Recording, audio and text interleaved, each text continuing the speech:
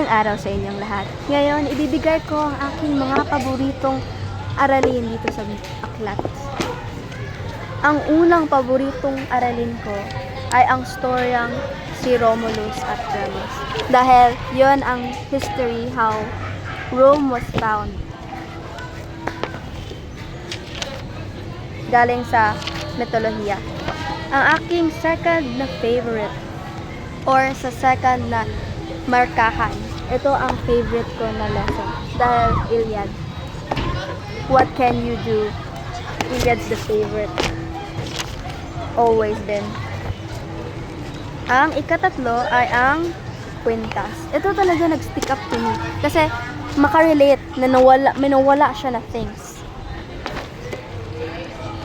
After that, ang last na naman, ang favorite ko sa ika-apat na markahan ay ang mga anekdota ni Mula, Nazar, Adin. I like how na get-trick niya lahat pero nakakatawa actually.